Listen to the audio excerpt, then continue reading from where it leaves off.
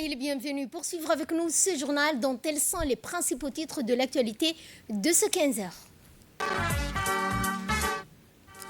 Le chef de l'État a présidé aujourd'hui l'inauguration d'un forum international sur l'adaptation climatique et le lancement d'une alliance doctorale sur le climat. Également dans l'actualité, nous allons à Saint-Cal avec ce dialogue de la société de Saint-Cal lors de la visite du ministre de l'Intérieur. Dans l'actualité sportive internationale, Dakar en liesse après la victoire des Lions de Teranga, c'est ce que nous verrons en fin de journée. Bonjour à tous et nous entamons ce journal par ce forum international d'adaptation climatique qui a eu lieu ce matin sous l'égide du chef de l'État Ismaël Omar Guelleh. À Ila Hotel, l'inauguration d'un forum international sur l'adaptation climatique, le lancement également d'une alliance doctorale pour le climat. À travers l'organisation de ce double événement, la République de Djibouti réitère à l'évidence sa volonté de concéder un volet prioritaire des alliances politiques publiques à la gestion des problématiques nées du phénomène du réchauffement climatique. Mieux, notre pays entend prendre à témoin la communauté locale, le monde sur la posture active et le redoublement d'initiatives le caractérisant en matière de prévenir, circoncire et de marginaliser à terme les conséquences négatives liées au climat. L'attachement de Djibouti à poursuivre l'élan sans cesse contenu des efforts et des actions entrepris en faveur de la lutte contre le changement climatique a amplement été souligné d'ailleurs par le chef de l'État que vous entendrez l'allocution dans ce journal. Il a indiqué, je le cite, « L'adaptation climatique est au cœur de notre stratégie nationale de développement. Elle concerne la sécurité alimentaire, l'aménagement du territoire, la protection des zones côtières, la préservation de la biodiversité et la stabilité de nos communautés. » À son arrivée, le chef de l'État Ismaël Omar Guelleh a été accueilli sur place par une importante délégation comprenant le Premier ministre Abdelkader Kamel Mohamed, le ministre de l'Enseignement supérieur de la Recherche Dr Nabil Mohamed, accompagné évidemment de la Première Dame et présidente de l'INFD, Madame Khadra Mahmoud Haït.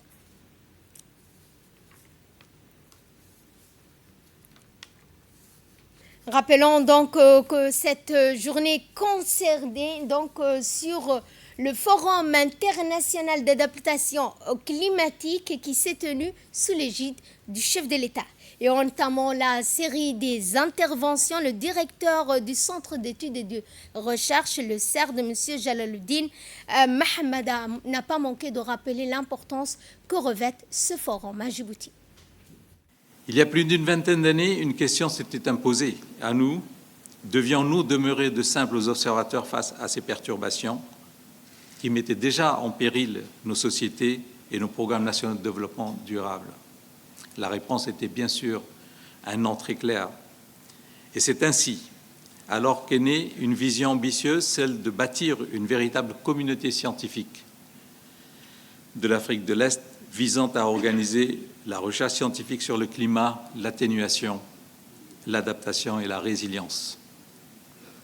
Dans cette dynamique, nous tenons à exprimer notre profonde reconnaissance pour le soutien constant et déterminant au président de la République de Djibouti, son Excellence, M. Ismaël Omar Guelleh,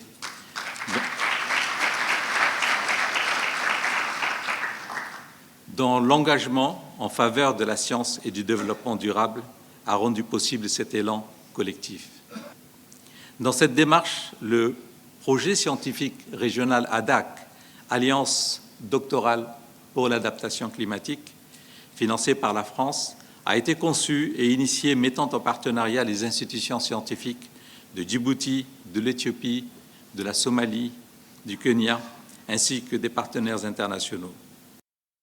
Et autre intervention que nous vous proposons de suivre dans ce journal, c'est celle du directeur du département du climat à l'université de Nairobi, suivie de la directrice de l'université de Paris. At large, and Africa in particular, is confronting multiple shocks which are reverberating through our communities, through our economies, impacting our ecosystems, as a consequence, national, subnational, and even to community and also individual levels. Les manifestations du changement climatique, comme nous l'avons entendu et nous l'avons vu, sont une réalité tangible pour des millions de femmes et d'hommes. Sécheresse exceptionnelle, crues hors normes, érosion côtière, perte de biodiversité, insécurité alimentaire, propagation des maladies. Ces phénomènes fragilisent non seulement nos territoires, nos économies, nos sociétés, mais en particulier dans les régions les plus exposées. Et j'ai une pensée particulière aussi pour les jeunes qui sont particulièrement touchés par ces événements.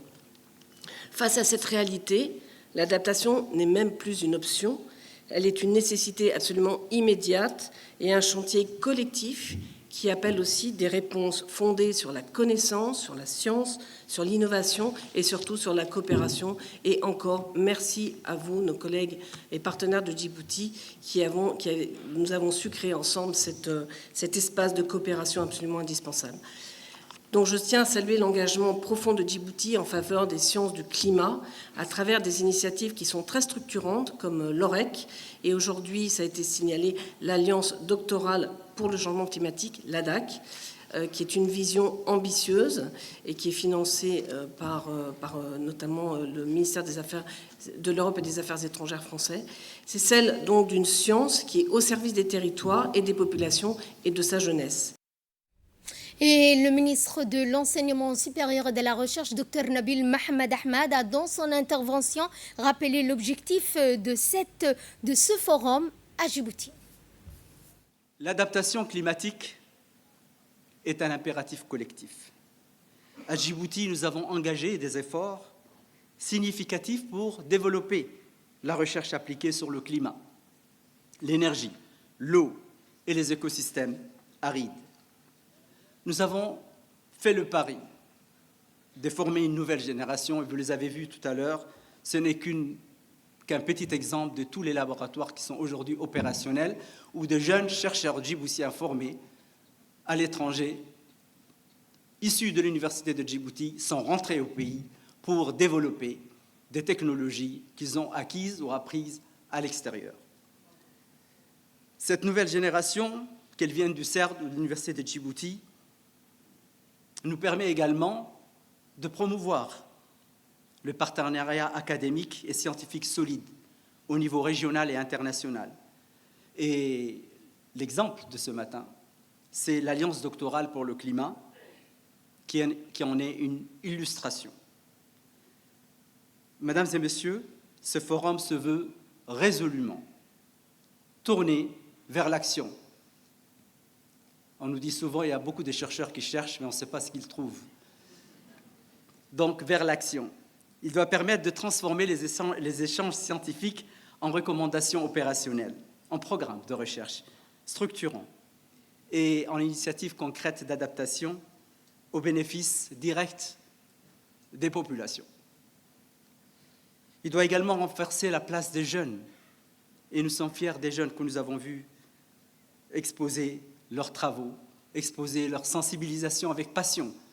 On aurait passé 2 heures avec eux. Des femmes et des chercheurs, souvent on nous dit que les femmes ne s'intéressent pas beaucoup aux sciences. On a montré que ce n'est pas vrai. Des femmes et de tous les jeunes donc impliqués dans la recherche scientifique.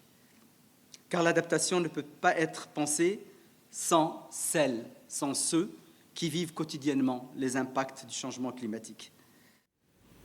Clôturant la série des interventions, le chef de l'État Ismaël Omar Guelleh a rappelé dans son discours que l'adaptation climatique est au cœur du développement stratégique national. Mesdames et messieurs, je suis très heureux de prendre la parole devant vous à l'occasion de ce forum international sur l'adaptation climatique et d'assister en même temps au lancement officiel de l'Alliance doctorale pour le climat. En organisant le présent forum dans notre pays, Djibouti, carrefour historique des peuples, des échanges et du savoir, nous avons voulu affirmer et partager avec vous la conviction qui est la nôtre, la conviction que la lutte contre le changement climatique ne se gagne pas seule, mais qu'elle se gagne par la convergence des volontés politiques et par l'intelligence collective des nations, mais aussi par le recours déterminé à la science, à la recherche et à l'innovation. Aujourd'hui, pour Djibouti, comme pour l'ensemble des pays vulnérables, le changement climatique n'est plus une hypothèse scientifique, il n'est pas non plus une menace lointaine. Il est une réalité quotidienne, palpable et parfois brutale. Sécheresse prolongée, stress hydrique, pression croissante sur les écosystèmes, risques accrus pour la stabilité sociale et économique. Voici les nombreux défis que nous affrontons souvent sans en être les principaux responsables. Cette situation est partagée par de nombreux pays africains qui subissent de plein fouet les conséquences d'un dérèglement climatique qu'ils n'ont que marginalement contribué à provoquer. Et c'est là une injustice majeure de notre temps. Mais face à cette injustice, nous avons refusé la résignation. Nous avons fait et nous faisons le choix de l'anticipation, de la résilience et de l'action. Comme vous le savez, l'adaptation climatique est au cœur de notre stratégie nationale de développement. Elle concerne la sécurité alimentaire, l'aménagement du territoire, la protection des zones côtières, la préservation de la biodiversité et la stabilité de nos communautés. Il est indissociable de notre ambition de bâtir un modèle de développement durable et inclusif. Cependant, mesdames et messieurs, et vous le savez mieux que moi, aucune politique d'adaptation ne peut être durable sans une base scientifique solide, car il n'y a pas d'adaptation efficace sans données fiables, sans recherche appliquée, sans expertise locale, sans femmes et sans hommes formés et engagés. Et ce message de félicitations que le chef de l'État Ismaël Omar Guelleh a adressé à son homologue de l'Ouganda, M. Museveni, déclaré vainqueur lors du scrutin présidentiel organisé le 15 janvier dernier dans ce pays. Le score largement dominant qui a disposé à votre réélection est à l'évidence l'illustration parfaite de l'adhésion majoritaire de vos compatriotes autour de votre leadership, écrit dans le même télégramme le chef de l'État. Sous votre conduite éclairée, la nation sœur ougandaise n'a pas réussi seulement l'espoir d'accroître ses dispositions économiques, elle a acquis aussi la réputation élogieuse de pièce maîtresse dans la pacification, la stabilisation de notre région, notamment en Somalie. Soyez sûr, Monsieur le Président, que vous trouverez toujours auprès du gouvernement et du peuple de Djibouti tout le concours propice au renforcement des relations d'amitié et de coopération entre nos deux pays frères, a par ailleurs indiqué le chef de l'État Ismaël Omar Guelleh, formant également le vœu de succès et de réussite à Monsieur Museveni. Fin de communiqué. Je vous le disais en titre, nous allons donc à Sankal où dans le cadre de la mise en œuvre de la politique de proximité prônée par le président de la République Ismaël Omar Guelleh, du suivi constant des préoccupations des populations des zones les plus reculées du pays, le ministre de l'Intérieur Saïd Nour Hassan a effectué samedi 17 janvier une visite de terrain dans la localité de Sankal relevant de la sous-préfecture de Asaïla, située dans la région de Dikil, après la localité de Daoudaouya de la sous-préfecture de Yoboki.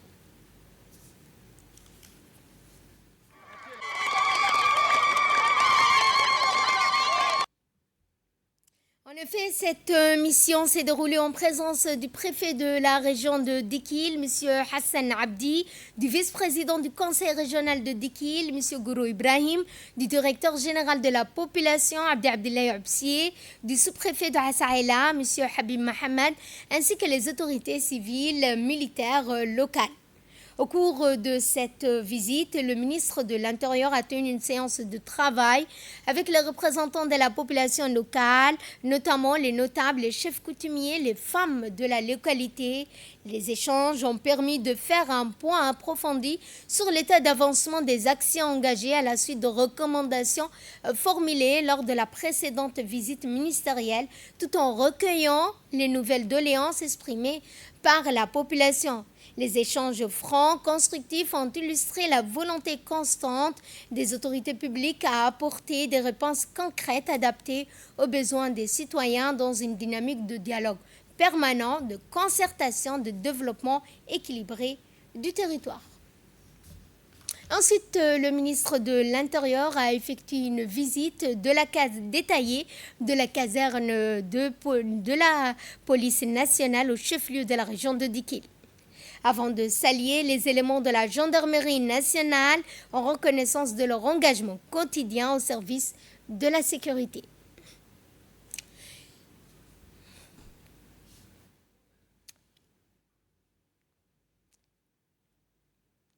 En fin de matinée, le ministre accompagné du directeur national de la protection civile, le colonel Mahmoud Moussa Mahmoud, s'est rendu dans les nouveaux locaux destinés à abriter la direction régionale de la protection civile, des infrastructures modernes appelées à renforcer les capacités, notamment opérationnelles, des services de secours qui seront prochainement inaugurés.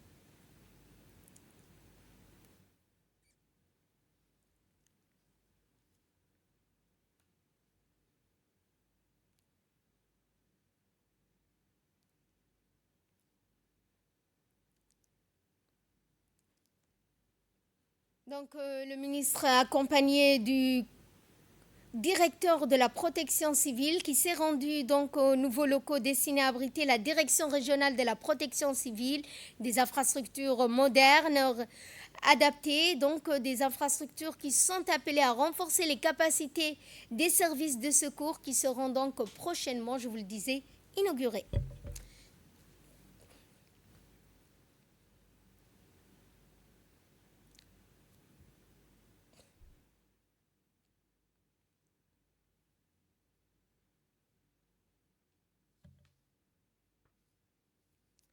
Et pour clore sa tournée, le ministre de l'Intérieur a tenu une réunion, notamment avec le local de cette localité.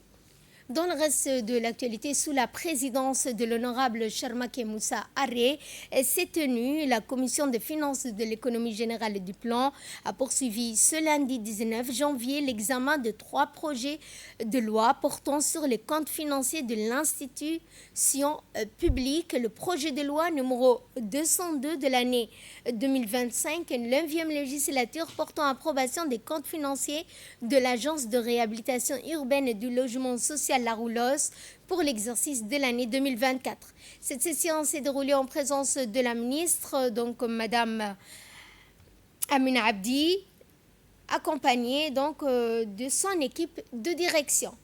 Deuxième volet de cette séance, la commission a examiné 2 projets de loi, à savoir le projet de loi numéro 198 de l'année 2025, 9e législature, portant approbation des comptes financiers de l'Imprimerie nationale de Djibouti, l'IND, pour l'exercice de l'année 2024. Projet de loi également numéro 199 de l'année 2025, 9e législature, portant approbation des comptes financiers de la RTD pour l'exercice de l'année 2024. Ces examens ont eu lieu en présence de M. Radouane Abdillahi Bahdoun, ministre de la Communication chargé des postes et des télécommunications. À l'issue de ces discussions qui ont permis d'analyser la situation structurelle et financière des entités examinées, la commission a émis un avis favorable et transmis pour l'examen lors de la prochaine séance publique de l'Assemblée nationale.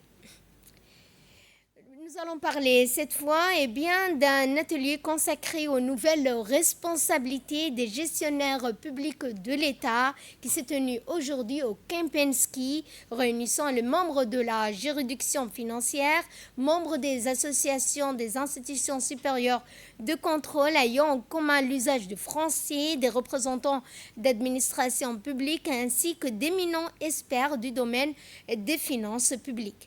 Animé par M. Gilles Miller, conseiller référendaire et spécialiste des questions juridictionnelles et magistrat de la Cour des comptes française, cet atelier a porté sur une problématique majeure du droit public financier contemporain, la responsabilité des gestionnaires publics.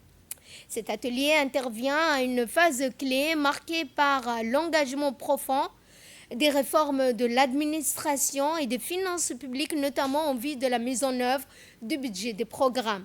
La participation des hauts responsables de l'administration publique djiboutienne au cœur de la modernisation de l'action publique a constitué une contribution substantielle à la qualité et à la pertinence de ces échanges. Les travaux ont également permis de poser des bases d'un cadre de réflexion collective partagé sur l'expérience. La présidente de la Cour des comptes, Mme Ismaël Mahmoud, a rappelé que cet atelier plaide pour une meilleure articulation entre dispositions de contrôle de gestion, d'évaluation et de performance des contrôles juridictionnels fondés sur la légalité ainsi que la qualité de la gestion publique. Cet atelier qui a juste titre amorcé en marge du séminaire professionnel de la SCOUF qui sera ouvert dans cette même salle demain, sur le thème de la transformation et de la modernisation des institutions supérieures de contrôle des finances publiques. Il me semble que cette thématique est foncièrement liée aux discussions qui vont se dérouler dans cette salle dans les 2 jours à venir. À Djibouti, je dirais, il intervient à point nommé à l'époque où sont engagées des réformes importantes de l'administration publique, des finances publiques, et notamment les orientations de la politique publique vers la gestion axée vers les résultats, ce que nous appelons communément le budget programme. Il m'est choix de souligner la participation de hauts responsables des institutions supérieures de contrôle de l'espace francophone, très familiers avec la thématique. Leur présence à Djibouti aujourd'hui et à cet atelier rehausse particulièrement la qualité des échanges avec l'apport de l'expertise métier. Je profite de cette opportunité pour leur souhaiter la bienvenue à Djibouti et le remercier pour leur participation active. En outre, la participation de hauts responsables de l'administration djiboutienne au cœur de la modernisation de l'action publique et de la réforme des finances publiques est l'objet d'une contribution substantielle à la qualité de nos débats. Qu'il me soit permis également de leur adresser nos vifs remerciements. Cet atelier constitue un cadre privilégié de réflexion collective centré sur le partage d'expériences et de bonnes pratiques dans une perspective de modernisation du contrôle administratif et du contrôle juridictionnel. Pour la Cour de comptes de Djibouti, cette initiative traduit la volonté de partage et de collaboration constructive et témoigne de manière concrète l'engagement de la République de Djibouti en faveur de la bonne gouvernance avec la modernisation du système de gestion des finances publiques. Ali Sabié, cette fois dans le cadre du suivi des actions de proximité menées par l'UNFD, la secrétaire générale de l'UNFD, Mme Fatouma Moussa Abdi, accompagnée de la secrétaire générale adjointe directrice régionale de l'UNFD, Mme Roukaya Youssouf, se sont rendues dans l'après-midi du mercredi. Tout d'abord, 14 janvier, cette délégation s'est rendue dans l'antenne régionale de l'UNFD à Ali Sabié, où elle a été accueillie par les responsables de l'antenne, dont Mme Wilo Ibrahim, membre du comité des femmes de l'UNFD, des représentants du comité de gestion communautaire, ainsi que des députés de la région, dont l'honorable Filsen Abdillahi. En effet, donc à cette occasion, la secrétaire générale a échangé avec les membres de la population. Le 15 janvier, la secrétaire générale de l'UNFD a été reçue à la préfecture par le préfet de la région, Abdelmalik Mohamed Banouta, en présence du président du conseil régional, Charmaki Hassan, ainsi que de députés de la région.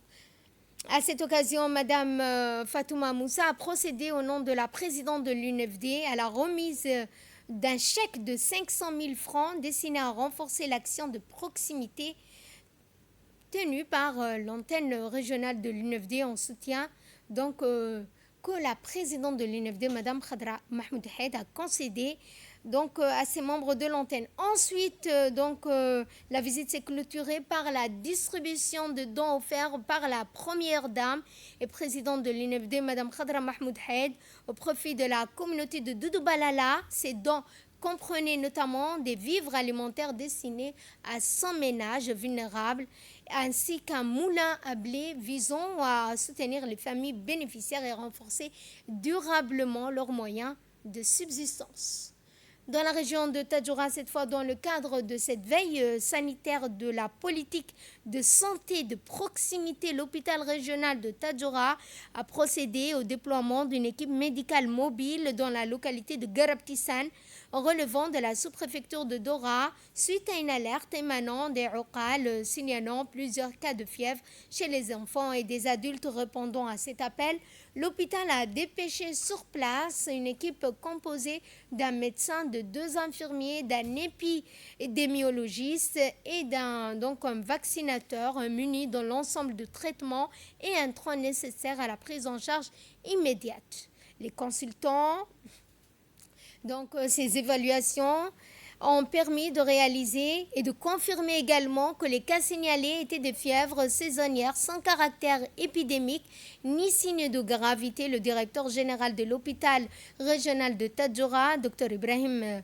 Mohamed Dimbio, s'est personnellement rendu à Garabtissan afin de s'assurer de visu du bon déroulement de ces activités médicales. Selon des comptes tenus de près de 90 adultes ont bénéficié des consultations médicales, 87 enfants examinés, 15 femmes enceintes ont été prises en charge. Et suivant cette fois l'intervention du directeur général de l'hôpital régional de Tadjoura, Dr Ibrahim Mohamed Dimbio. Nous sommes venus pour faire l'équipe mobile. En cette période où il fait un peu frais, il y a beaucoup de cas de fièvre, il y a beaucoup de cas de rhume, des infections chez les enfants et puis aussi chez les adultes aussi. Ce sont la plupart des temps des infections virales qui ne nécessitent pas grand-chose, mais toujours est-il qu'on doit se déplacer pour soulager au moins, pour faire le nécessaire, pour voir les enfants. Si jamais il y a des gens qui posent des problèmes de santé un peu plus importantes. Donc ce matin, nous sommes venus ici à Garabtissan avec une équipe composée d'un médecin, d'une sage-femme, d'un nutritionniste, de quelqu'un qui fait la vaccination et puis une autre personne qui fait le suivi pour les enfants. Donc voilà, nous voyons que par le ministère de la Santé, sous l'impulsion du ministre de la Santé, pour répondre à la politique de proximité de son Excellence le Président de la République, Ismaël Omar Guelleh. Donc voilà, tout se passe bien. On vient d'avoir une femme qui a accouché hier soir, tardivement. Ce matin, elle a bénéficié de la vaccination. Et on a trouvé aussi d'autres enfants qui sont nés il y a quelques jours ou quelques temps, qui ont bénéficié de la vaccination. En gros, ce genre de sorties aide beaucoup, non seulement la communauté, mais nous aussi, ça nous aide. Pourquoi? Parce que ça nous permet d'être au courant des infections ou bien des pathologies par rapport à la localité. Si jamais il y a des femmes enceintes qu'on doit voir ou bien pour lesquelles on doit faire une évacuation urgente, ça nous permet d'être déjà informés en amont de tout ce qu'il y a dans cette localité. Et de là, nous passons à l'actualité sportive internationale. Dakar en liesse. Après la victoire des Lions de Teranga, la capitale sénégalaise a vibré de joie dimanche soir après le sacre du Sénégal à la Coupe d'Afrique des Nations, le 2e en 4 ans pour les Lions de Teranga. En finale à Rabat, le Sénégal s'est imposé face au Maroc 1-0 au terme d'un match tendu et marqué par plusieurs décisions arbitrales controversé. À un moment de la rencontre, les joueurs sénégalais ont quitté la pelouse pour protester. Le tournant du match est survenu lorsque le gardien sénégalais a stoppé un penalty marocain. Le but victorieux inscrit notamment en prolongation, a libéré tout un peuple. Et c'est ainsi que se referme ce journal. Merci à vous de nous avoir suivis.